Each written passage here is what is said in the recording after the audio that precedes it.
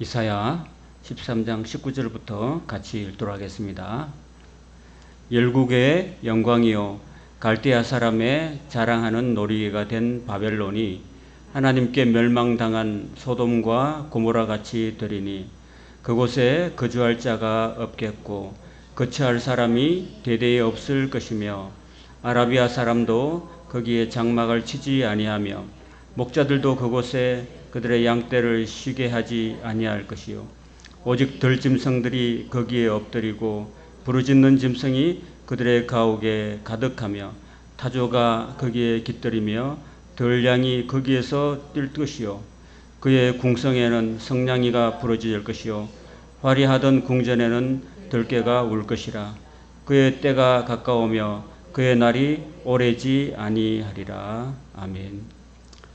자, 이사야서 오늘은 이사야 13장부터 23장까지 말씀을 함께 살펴보고 하나님께서 우리에게 주시는 메시지를 또 음성을 우리가 듣고 깨닫기를 바랍니다. 자, 다시 한 번 더 이사야 전체적인 구조를 보면은 이사야는 1장부터 66장까지 있다고 했습니다. 1장부터 39장까지가 마치 구약처럼 구약의 39것처럼 구성되어 있고 40장부터는 또 바벨론 시대가 끝나고 페르시아 시대가 도래하면서 그동안 포로 갔던 이스라엘 백성들이 해방되어서 1장부터 39장까지는 심판 이런 말씀들이 심판과 징벌 이런 것들이 많이 나오지만 40장부터는 이제 하나님의 위로라는 말씀이 많이 등장합니다. 여기 40장부터는요, 뭐 심판한다, 징벌한다 이런 말들이 거의 없고 하나님이 다시 회복시켜 주실 것이다 이런 소망, 그리고 그 하나님의 그 소망 중에서 특별히 이사야서 53장에 나오는 그런 메시아에 대한 인류의 구원자야 메시아가 고난의 주로 오실 것이다.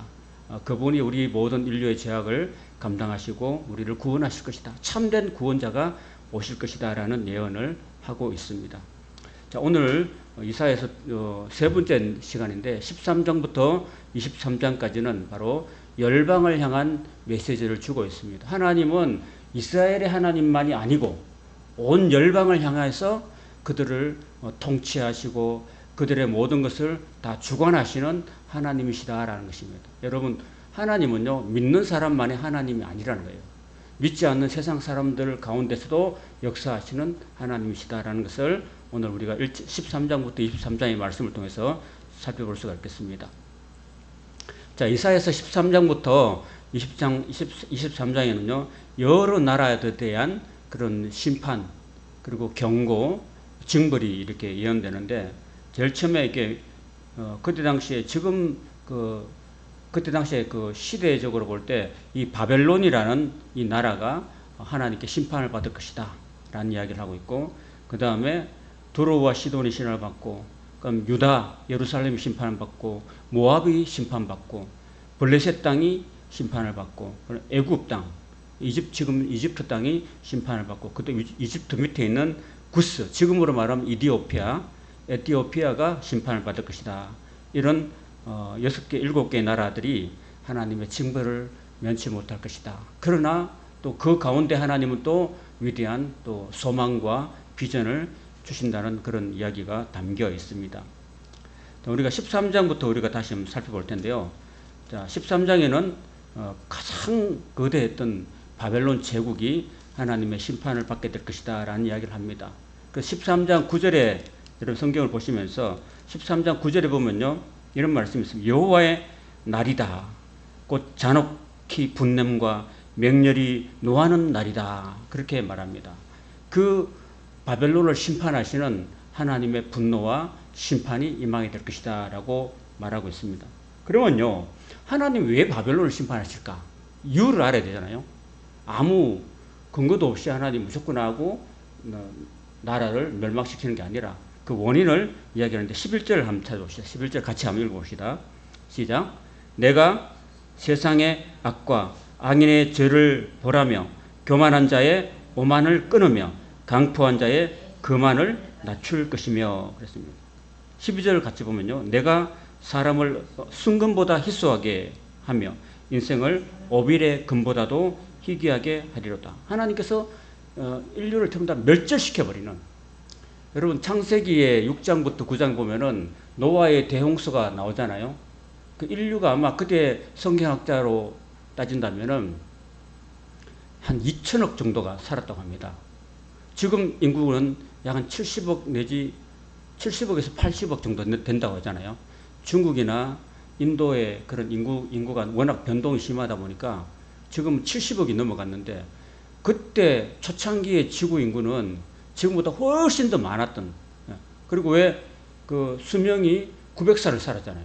900살 살다 보니까 자식이 자식을 낳고 자식이 자식을 낳고 그 자식이 또 자식을 낳고, 지금처럼 하나 놓고 둘 놓고 이런 게 아니라 그때는요 야곱의 12알처럼 많이 낳습니다.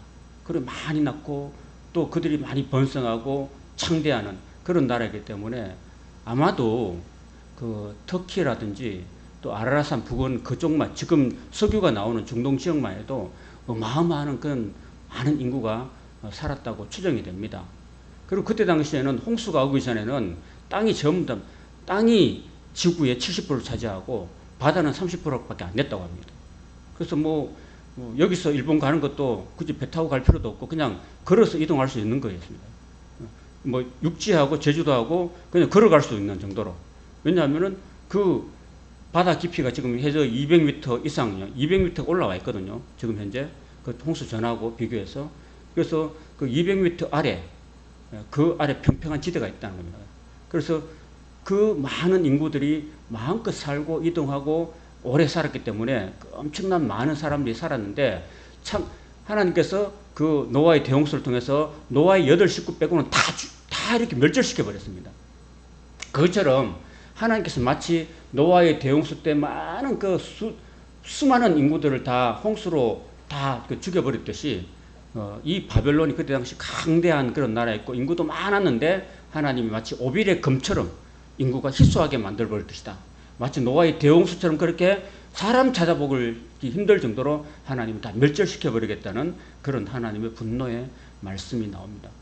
하나님 그렇게 멸망시키고 했다는 게 뭐냐면 바로 그들의 그 그들의 교만이 하나님의 마음을 아프게 하고 하나님의 분노를 자극했다는 겁니다.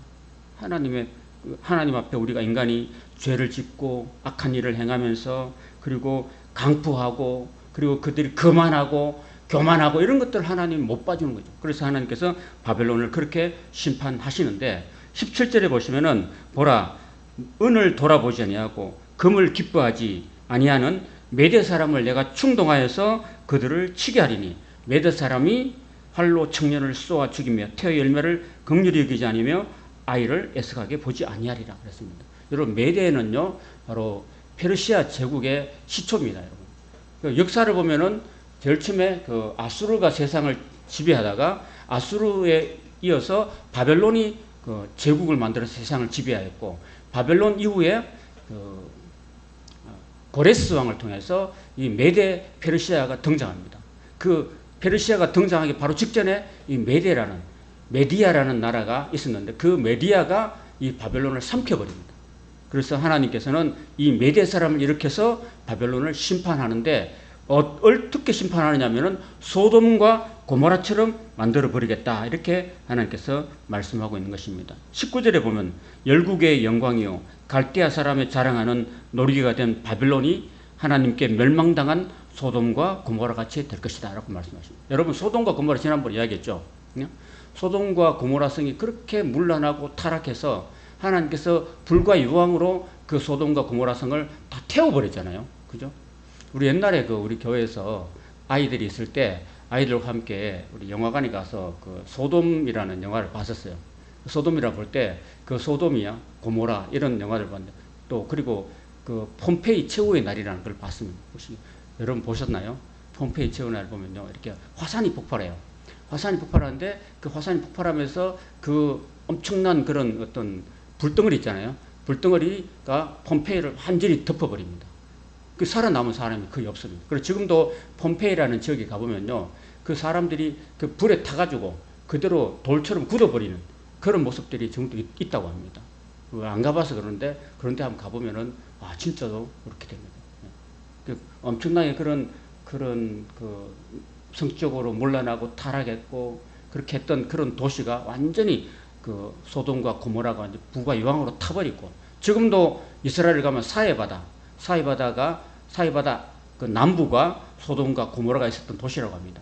그 도시가 그냥 완전히 바다가 돼버릴 정도로 그냥 해발 마이너스 200m로 깔아앉아 있는 그런 도시인데, 완전히 거기는 그냥 불과 여왕으로 심판받은 그런 도시라고 합니다.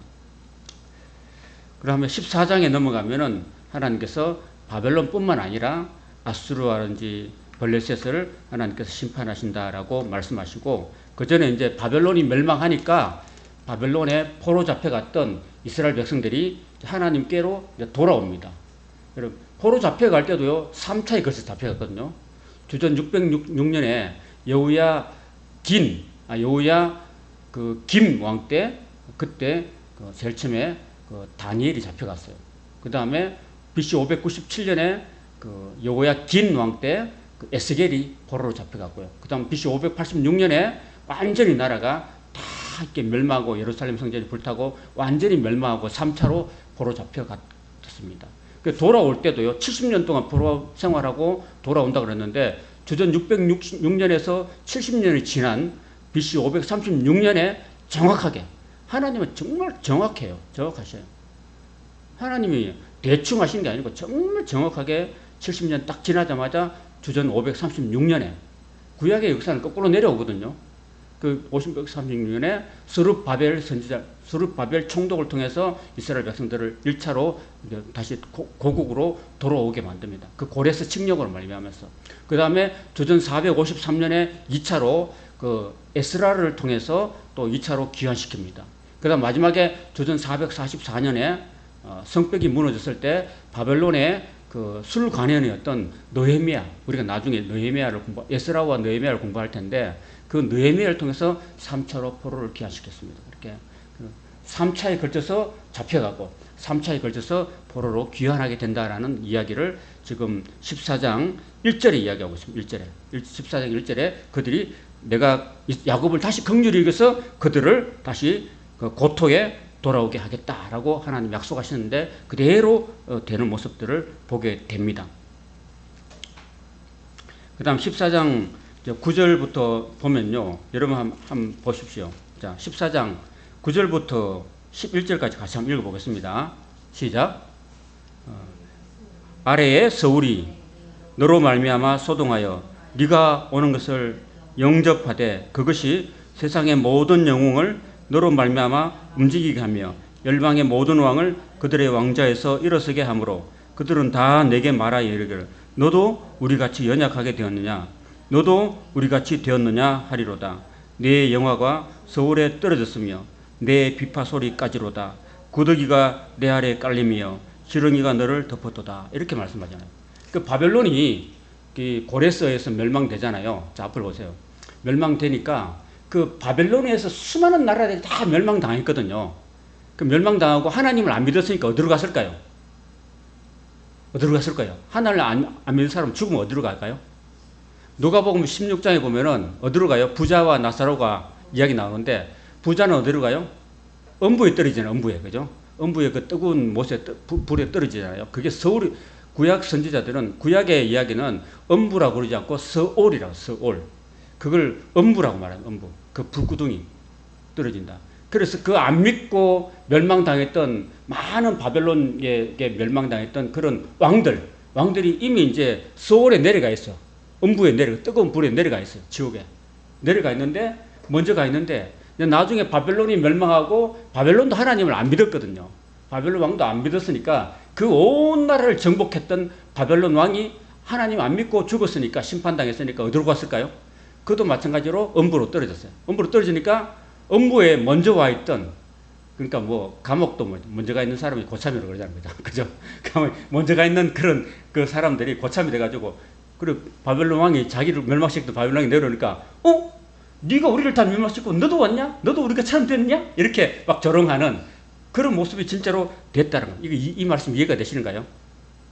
그렇게 됐다는 거예요. 그래서 너도 우리 같이 되었느냐? 이렇게 이야기를 하고 있다는 겁니다. 그래서 참 이 영화로 그 바벨론의 그 엄청난 그 바벨론이요, 너무너무 큰 성이었다고 합니다. 바벨론이, 그죠? 지금 서울보다 더 컸대요. 그리고 그 바벨론 성을요, 너무너무 경고해가지고 그게 언제까지 가느냐 하면은 요한계시록까지 나와요. 요한계시록에 18장에 가면 바벨론 성이 멸망에 대해서 멸망했도다, 멸망했도다, 너 바벨론아, 너 바벨론 성이 멸망했도다 하고 요한계시록까지 가가 지금 이야기하고 있어요. 그 정도로 이 바벨론이 정말로 큰하고 견고한 성이었습니다, 여러분.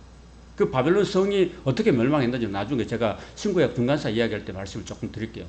그 바벨론 성이요, 이게 엄청 견고했고 그 높이가 뭐 50m, 100m 되는 그 성 있잖아요, 성벽이 둘러섰고 그 성벽 바깥으로는 해자가 둘렀어요. 해자가 압니까? 해자가 뭔지 압니까? 그 도시를 감싸고 있는 강을 말해, 강으로 해자 나가지고 함부로 외국에서 들어왔을 때 함부로 건너오지 못해요. 그 건너오는 것에 악을 풀어놓으면 군인들이 그걸 건너갈 수 있어요, 없어요? 헤엄쳐서 못 건너가죠. 악의 밥이 되니까. 그러고 이제 그 건너올 때는 다리를요, 성역에서 다리를 쫙 내립니다. 성에서 건너갈 때는. 다리를 탁 내려가지고 군인들이 건너갈 때 그 다리를 탁 건너가고, 그리고 다 건너가면 다리를 걷어버리고, 이렇게 하는 겁니다.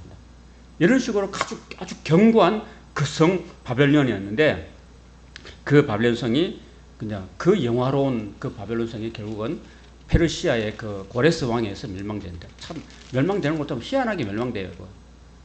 그 해자가 나중에요, 바벨론 그 페르시아 그 왕이 이렇게 다 이렇게 해자를 강을 180줄기로 나눠버려가지고 물이 빠지니까 성으로 들어가는 물길이 열려가지고 그 밑으로 들어가서 바벨론 성을 함락시키는 그런 장면들이 나중에 제가 여러분과 함께 나눌 수 있겠습니다. 자, 그래서 그 영화가 스토리에 떨어졌다 이런 이야기를 하고 있습니다. 그러니까 결국은 하나님 앞에 교만하고 포악하고 악행을 행하면은 결국은 이런 신세가 된다라는 것을 하나님 말씀하고 계시는 것입니다. 그리고 이 바벨론이 멸망한 걸 갖다가 뭐로 비유하냐면은 여러분 사탄 있잖아요. 사탄도 마지막으로 멸망당해요. 요한계시록 가면 사탄이 마지막으로 이제 지옥에 떨어집니다. 제일 먼저 지금 아직 지옥 간 사람이 없어요, 여러분. 우리 자꾸 교회에서 사람 죽으면 천국 가고 사람 가면 지옥 가는데, 사람 죽으면 바로 천국에 아니에요. 지금 바로 죽으면은 아브라함의 품 낙원에 가 있든지 또는 엄부에 떨어진지 하다가 마지막에 예수님이 이 땅에 다시 오시잖아요. 그럼 마지막에 하나님께서 최후의 심판하고 난 다음에 영원한 불못으로 하나님이 던지시는데, 그 영원한 불못이 던질 때 제일 먼저 떨어지는 것이 거짓 선지자하고 적그리스도입니다. 그게 제일 먼저 떨어지고 그 다음에 누가 떨어지냐면은 이 옛뱀, 사탄, 이 마귀가 마지막 그 거짓 선지자와 그 적그리스도 이어서 마지막에 그 지옥에 떨어집니다. 자, 그래서 그 뱀, 사탄이라는 그 존재가 바로 이게 지옥에 떨어지는 것을 마치 바벨론이 멸망해서 엄부로 떨어지는 것하고 비유하고 있습니다. 그래서 다시 넘기면은 14장 12절부터 15절까지 보면은 바로 그렇게 비유하고 있어요. 12절 같이 한번 보세요. 12절부터 시작.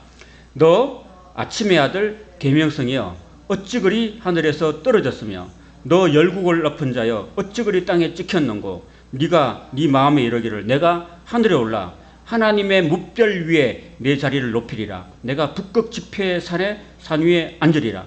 가장 높은 구름에 올라가 지극히 높은 이와 같아지리라 하는도다. 그러나 이제 네가 스올 곧 구덩이 맨 밑에 떨어짐을 당하리로다. 자, 들어보세요. 그 요한계시를 보면요, 그 사탄 이야기를 하고 있어요. 사탄 이야기하는데, 그 사탄이 원래는 하나님을 그 호위하고 하나님을 찬양하는 천사였어요. 그 사탄이 원래는 그 천사장이었어요. 천사장이 너무너무 아름답게 지어졌어요. 그리고 음악을 하나님을 찬양하는 천사였습니다, 여러분. 그리고 자기가 너무너무 아름답고 자기가 봐도 하나님하고 견주어서 전혀 부족함이 없어서 보였어요. 그래서 내가 이 자기를 따르는 그 천사의 3분의 1을 거느리고 하나님께 대적했던, 하나님을 대항한 겁니다. 그러니까 하늘나라에서 천상에서 뭐가 일어나냐면 쿠데타가 일어나는 거예요. 쿠데타가 일어나는 거예요. 그래서 이 천사장 미가엘과 더불어서 그러니까 3분의 1을 데리고 하나님께 도전을 한 거예요. 하나님께 도전해서 이 사탄이, 루시퍼가 아침의 아들 계명성이라는 그게 사탄인데, 그 천사들이 3분의 2하고 이 착한 천사들은 미가엘이 천사장이었거든요. 그래서 3분의 1과 3분의 2가 붙으면 누가 이겨요? 누가 이겨요? 3분의 2가 이기죠. 그러니까 당연히 미가엘 군대가 이기는 거예요. 그러니까 이기니까 이 사탄이 한 천상에서 쿠데타를 했다가 실패했으니까 어떻게 돼요? 하늘에 있을 수 있어요? 없어요? 하늘에 있을 수 없으니까 어디로 쫓겨나요? 땅으로 쫓겨난 거예요. 땅으로 쫓겨났다는 거예요. 그 이야기를 요한계시록 12장에서 하고 있어요. 그 이야기를.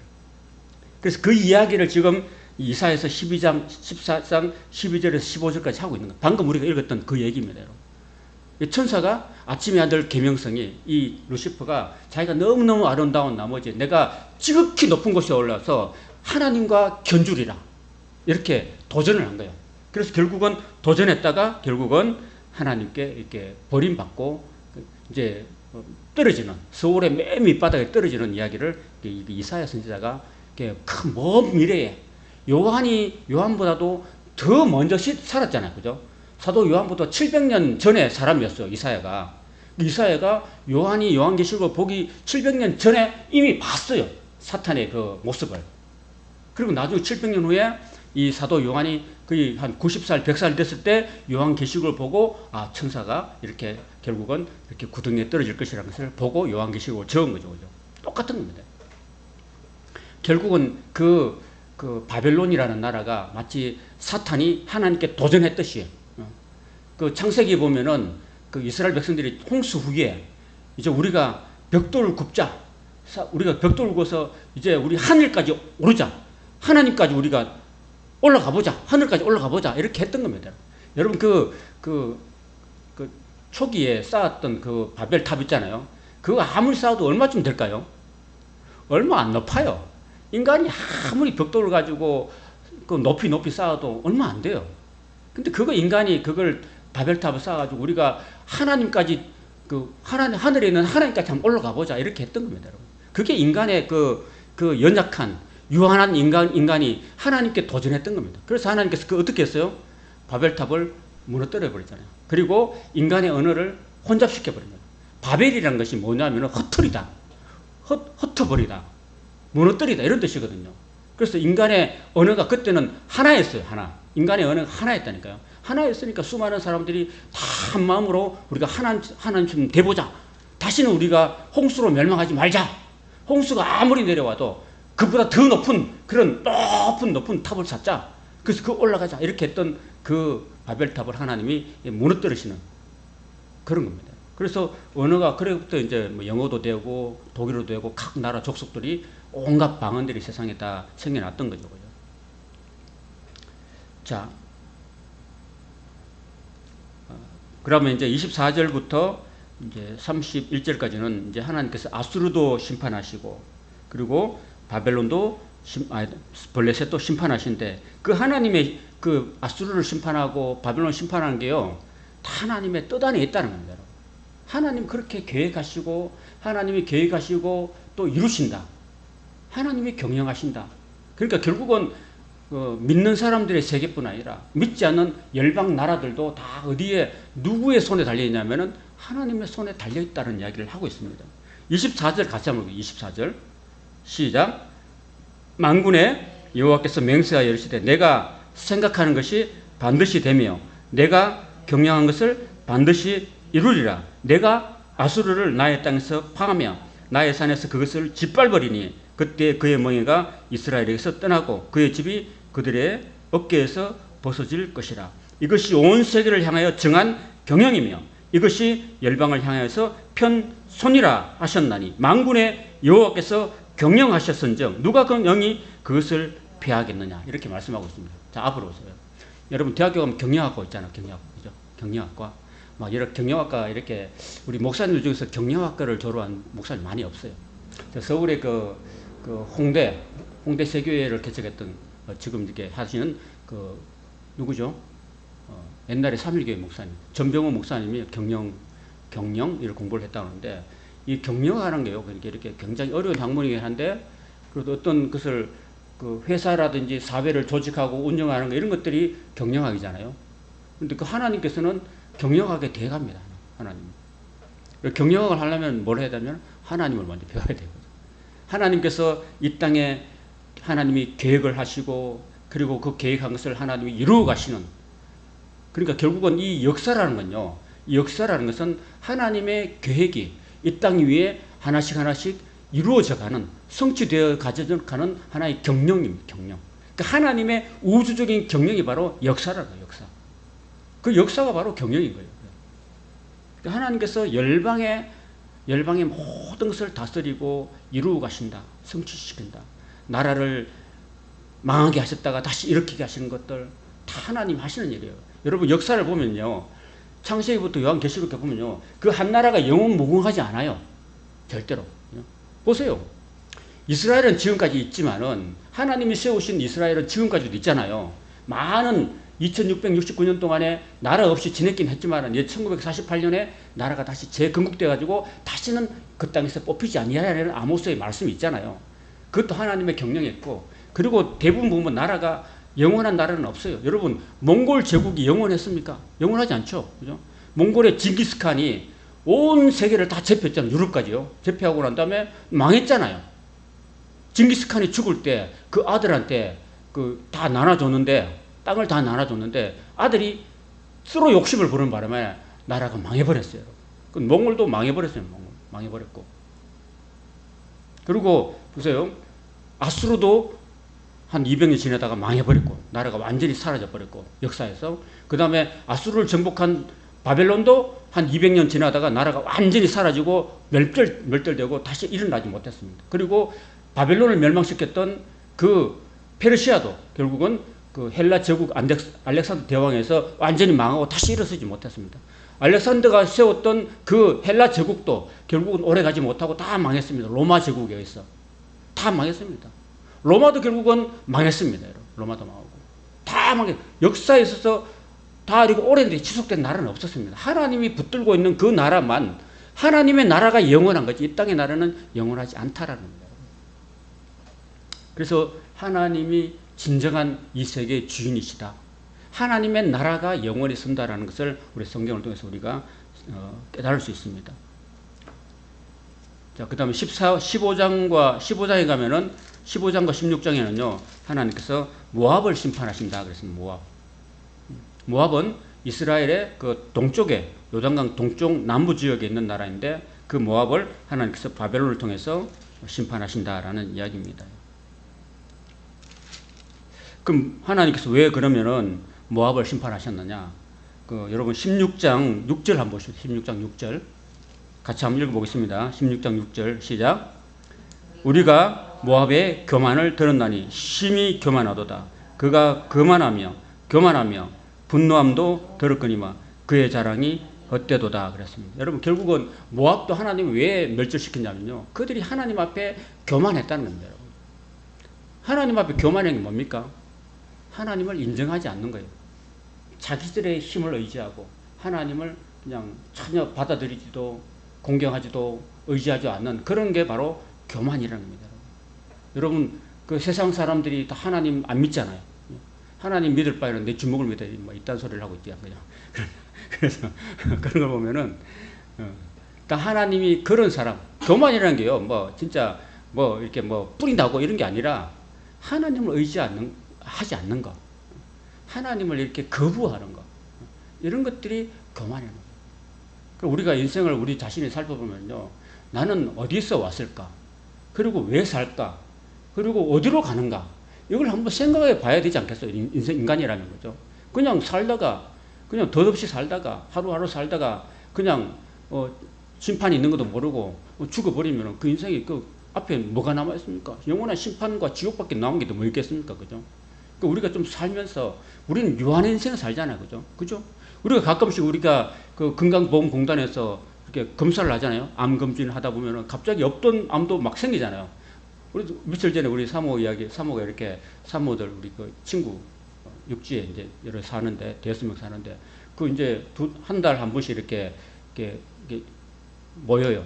전화로 이렇게 핸드폰으로 이렇게 하는 거 있잖아요. 그거 하는데 한 두 달째 처음 만났는데 두 달 동안에 아무런 일이 없다가 두 달 사이에 연락하니까 두 달 전에는 아무 일도 없었는데 두 달 사이에 뭐가 있냐면 어떤 사모가 암이 걸렸대. 그 사이에. 암이 걸리고 뭐 대장이 암이 생기고 위에 암이 생겨가지고 대장을 막 이렇게 뭐 어떻게 뭐 잘라냈나요? 잘라내고 대장을 잘라내고 그리고 위도 막 이제 9월 초에 또 위도 이제 또 절개를 해야 된대요. 위를 절개하는데 위라는 것은 많이 절개를 해야 된대요. 위가 한 이만큼 있으면은 위에 암이 생기면은 한 절반 이상을 잘라내요. 그럼 어떻게 될까요? 밥을 조금밖에 못 먹어요. 소화가 안 되니까. 그런 소식들이 막 들려오잖아요. 그런 거 보면 내가 이거 나는 언제 죽지? 나한테 그런 게 없을까 두려움이 오지 않나요? 우리 주변에서 자꾸 사람들이 하나씩 둘씩 죽어나가고 우리 동기들도요. 막 어떻게 보면 막 우리 동기가 지금 신대원 동기가 한 300명 있는데 카톡으로 주고받는 친구들이 단톡방에 180명 있어요. 그 동기들 중에서 지금 막 죽어나가는 이제 우리 부모님 세대도 막 죽어나가고 있고 그러니까 지금 우리가 맨날 문상하고 우리 아버님, 어머님, 아무개 목사 아버지 돌아가셨습니다. 아무개 사모 어머니 돌아가셨습니다. 이런 것밖에 없어요, 지금은.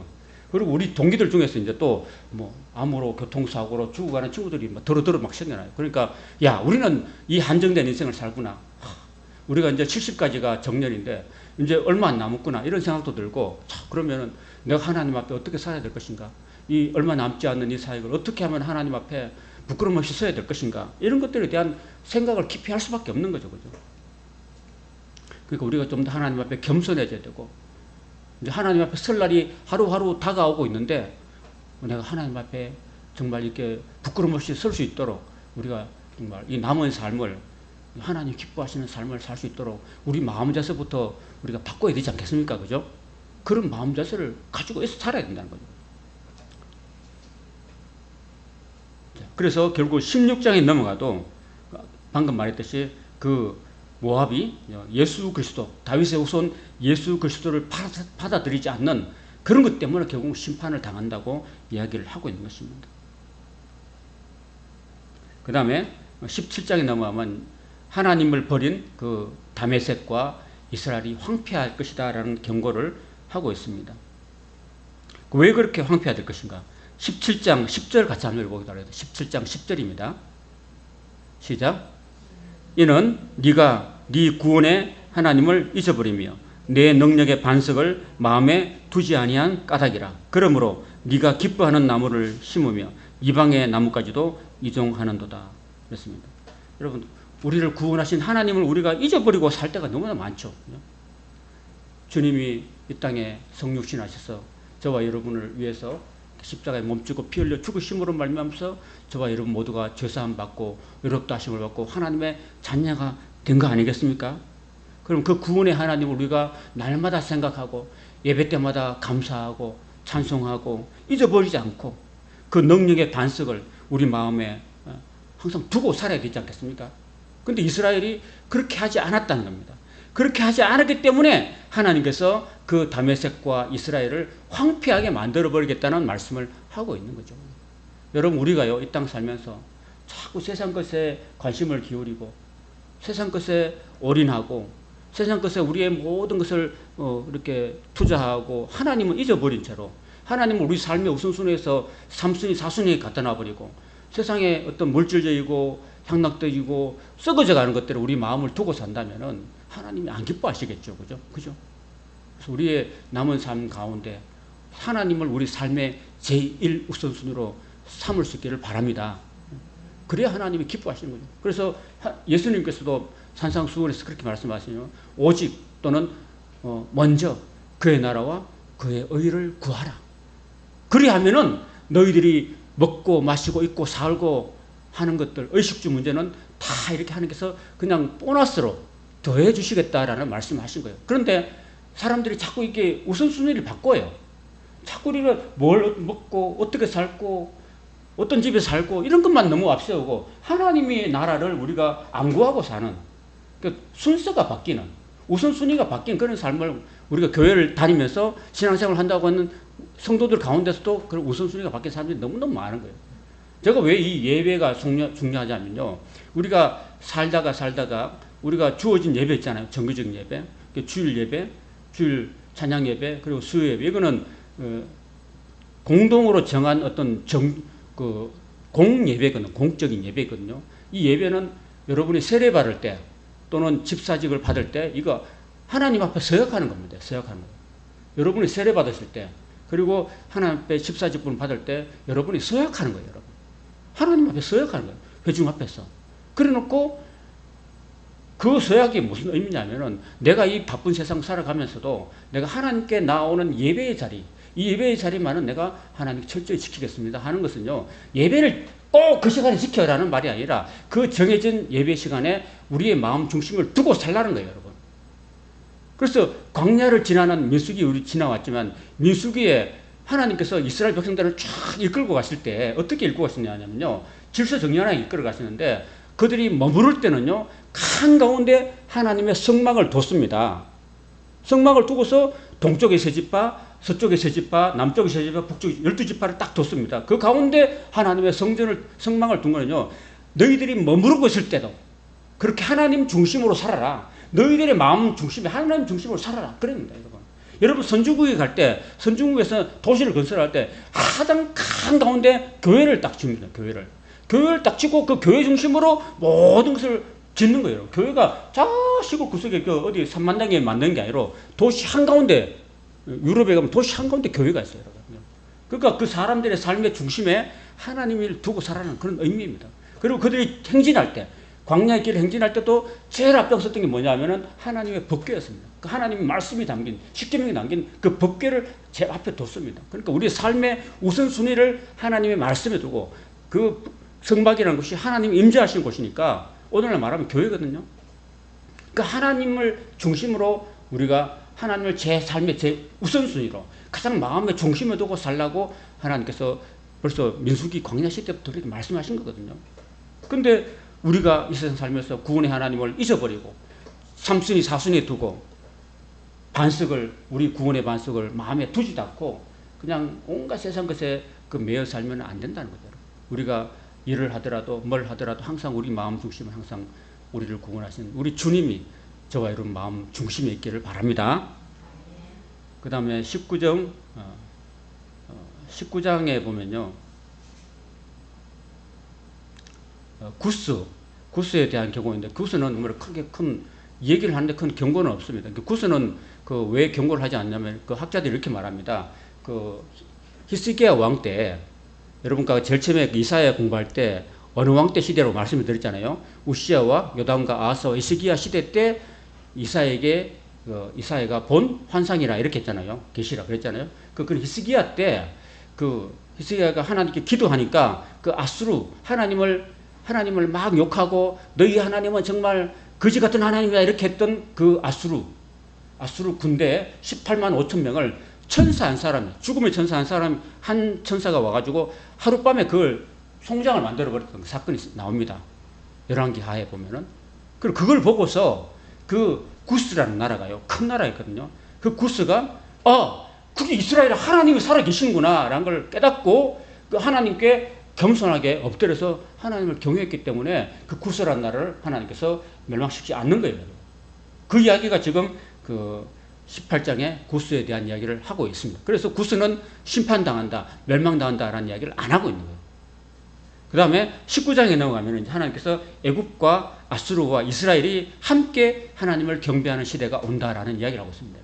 자, 그림을 보시면요, 이 남쪽에 이 노란 부분이 이집트고, 그리고 가운데 남쪽 유다가 있고 북쪽에 아수르가 있어요.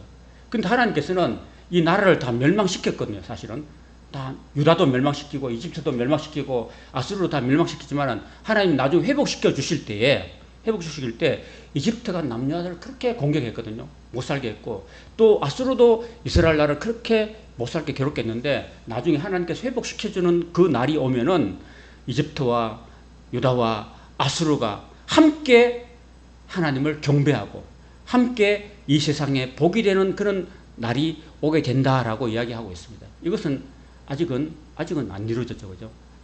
아마도 미래의 종말 시대 때 하나님이 그렇게 하실 것이라는 것을 하나님이 미리 예표로 보여주고 있다는 것입니다.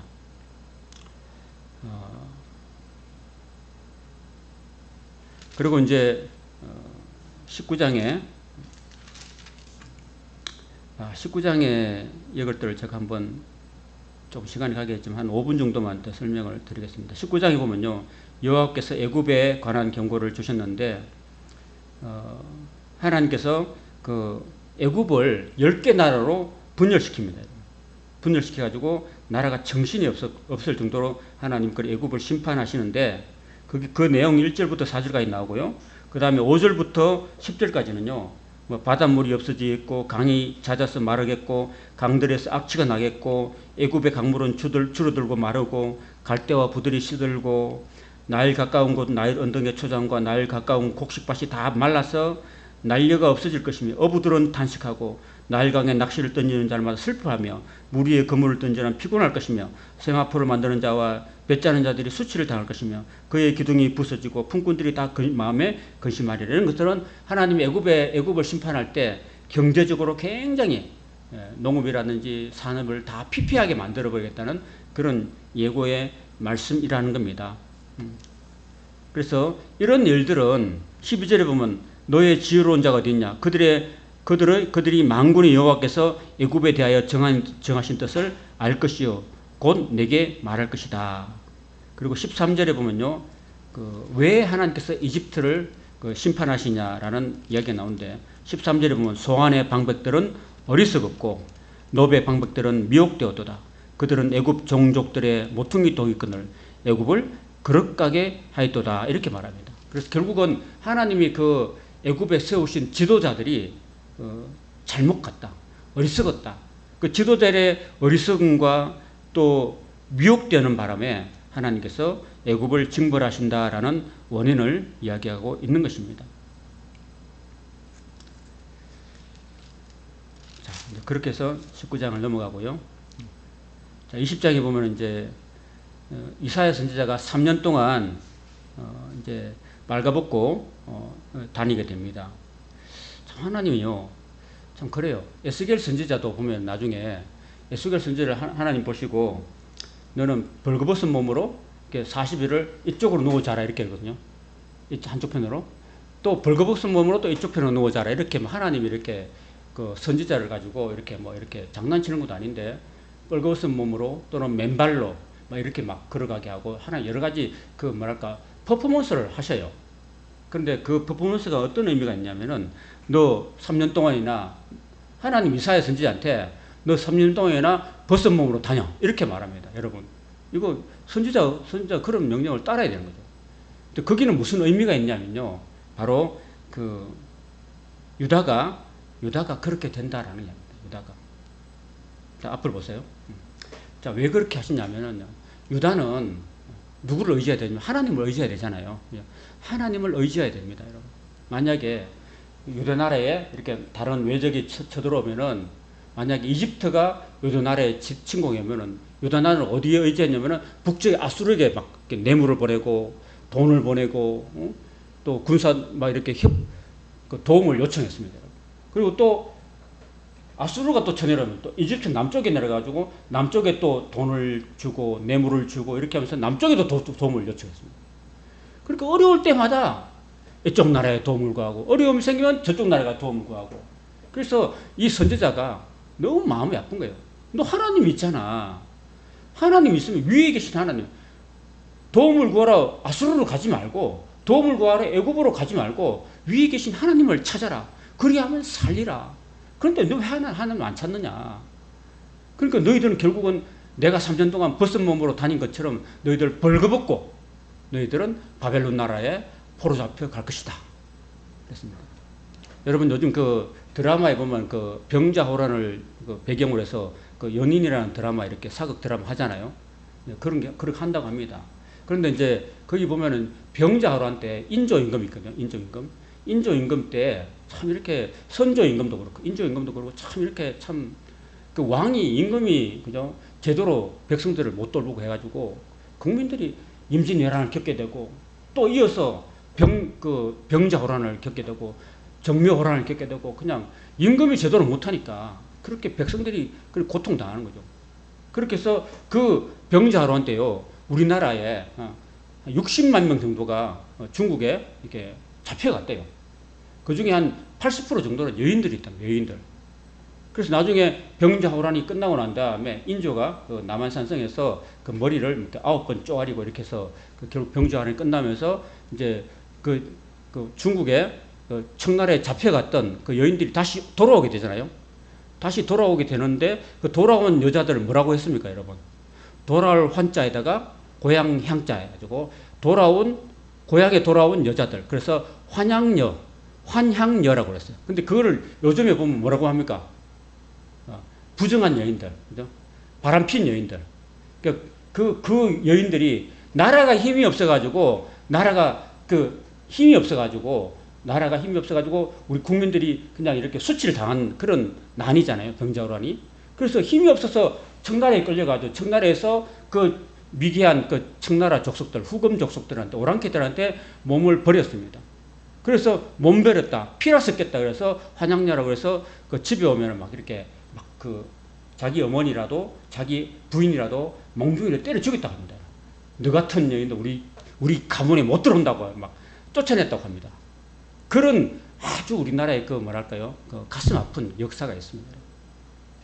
그런데 이스라엘 백성들이 하나님께서 그렇게 잡혀가도록 하나님을 찾지 않고 하나님을 구하지 않는, 하나님을 하지 않는 그런 유다 백성들을 하나님께서 벌거벗은 몸으로 그 바벨론 나라에 그렇게 수치스럽게 잡혀갈 것이다 라는 이야기를 하고 있는 겁니다. 어디서?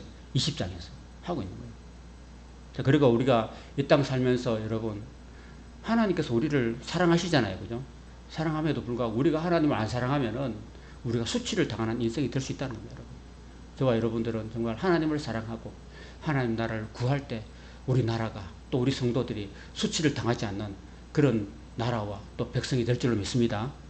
그렇습니다.